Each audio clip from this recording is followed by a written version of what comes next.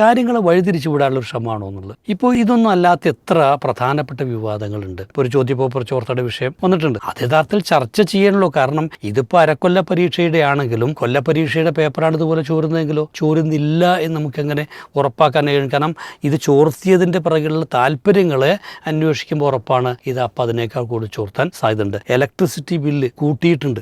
അതിൻ്റെ പിറകിലുള്ള താല്പര്യം അദാനിയാണെന്ന് വരെയുള്ള വിവാദങ്ങൾ ഉണ്ടായിട്ടുണ്ട്. പക്ഷെ അതിവിടെ എന്ത് ചെയ്യുന്നില്ല, ചർച്ചയാകുന്നില്ല. പാർട്ടിക്കേറ്റ പരാജയം എന്ത് ചെയ്യുന്നില്ല, ഗൗരവതരത്തിൽ ചർച്ച ചെയ്യുന്നില്ല. അതുപോലെ ഉദ്യോഗസ്ഥന്മാർ നടത്തിയ വലിയൊരു ഫണ്ട് തട്ടിപ്പ് ഉണ്ട്. അത് സമൂഹത്തിൽ യഥാർത്ഥത്തിൽ ചർച്ച ചെയ്യേണ്ട ഗൗരവമുള്ള വിഷയങ്ങളൊക്കെ മാറ്റിവെച്ചുകൊണ്ട് തികച്ചും പ്രതിലോമകരമായ സാമൂഹ്യ ബന്ധങ്ങളെ തകർക്കുന്ന സംശയമുനയിലേക്ക് ഒരു സമുദായത്തെ കൊണ്ടുവരുന്ന തികച്ചും അനാവശ്യമായ ചർച്ചകളിലേക്ക് പോരുന്നു എന്നുള്ളതാണ് വ്യക്തമാകുന്നത്. നമുക്കൊക്കെ അറിയാം, ഇന്നൊരു ആരോഗ്യ സംസ്കാരം വളർന്നു വന്നുകൊണ്ടിരിക്കുന്ന ഒരു സമയമാണ്. ഒരു പക്ഷേ ആളുകൾ ചെലവൊന്നുമില്ലാതെ ഇത്തരത്തിലൊരു സാധ്യത കാണുമ്പോൾ ഇതിലേക്ക് പോയിട്ടുണ്ടാകാം. പക്ഷെ ഗൗരവതരമായ ഓർമ്മിപ്പിക്കലുകൾ അതിന്റെ പോസിറ്റീവ് സെൻസിൽ നടത്തുന്നതിന് നമ്മൾ ഒരിക്കലും എതിരല്ല. പക്ഷേ ഇതെന്തായാലും ഇത്തരത്തിൽ വിവാദമാക്കിക്കൊണ്ട് പലർക്കും ആശ്വാസകരമല്ലാത്ത രീതിയിൽ പല ആംഗിളിലേക്ക് ട്വിസ്റ്റ് ചെയ്യുന്ന രൂപത്തിൽ എന്തായാലും വാദങ്ങൾ ഉണ്ടാക്കാതിരിക്കണം. ഇത് തന്നെ നമുക്ക് വിഷയത്തിൽ പറയാനുള്ളത്.